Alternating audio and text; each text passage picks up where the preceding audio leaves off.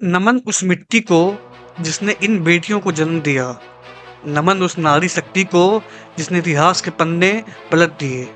ये सिर्फ ट्रॉफी नहीं है, ये भारतीय नारी शक्ति के 47 साल की तपस्या का सबूत है। इतिहास लिख गया दोस्तों, आज से कैलेंडर की तारीखें बदलेगी।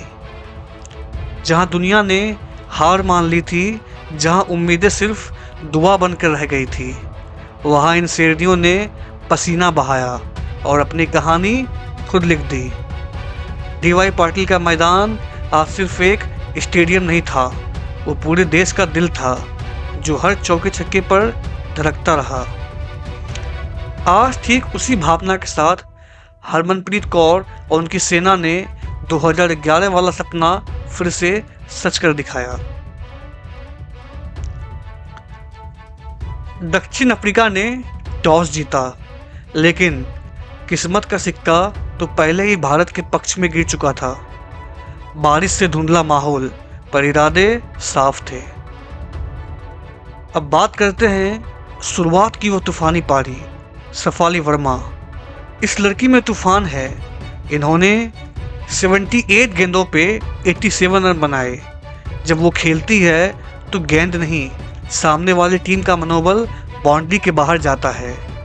उनकी निडरता, उनका आत्मविश्वास, ये था फाइनल का माइंडसेट। अब बात करते हैं स्मृति मंधाना का योगदान। शुरुआत में शफाली के साथ दिया स्मृति मंधाना ने। शुरुआत में शफाली का साथ दिया स्मृति मंधाना ने।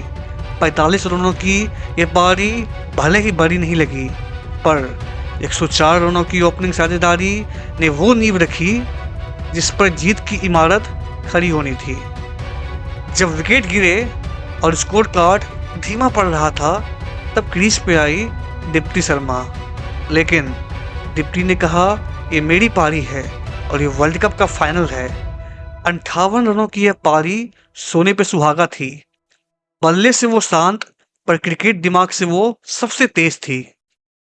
और अंत में ऋचा घोष का वो छोटा पर 24 गेंदों में 34 रन का फिनिश। इस फिनिश ने स्कोर को 298 तक पहुंचाया और प्रोटियाज के माथे पर डर लिख दिया। दोस्तों, ये कहानी अधूरी होगी अगर हम विरोधी टीम के संघर्ष को सलाम ना करें। दक्षिण अफ्रीका की टीम फाइनल में पहली बार आई थी और उन्होंने दिखाया कि वो यहाँ तक क्यों पहुँचे। जवाब में दक्षिण अफ्रीकी कप्तान लारा वोल्वार्ट ने मोर्चा संभाला। 101 रन, क्या इनिंग थी।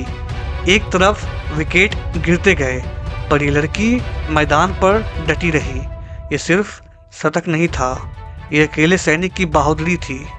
वोल्वार्ट ने दिखाया कि फाइनल में कैसे लड़ा जाता है। उनके गेंदबाजों ने भी जान लगाई। अयाबोंगा खाका ने 3 विकेट लेकर भारत को 300 से रोका।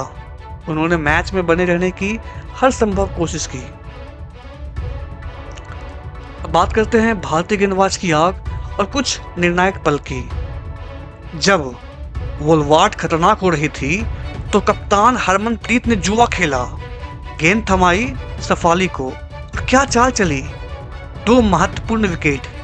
शफाली का ऑफ स्पिन ने मैच को भारत की ओर मोड़ दिया।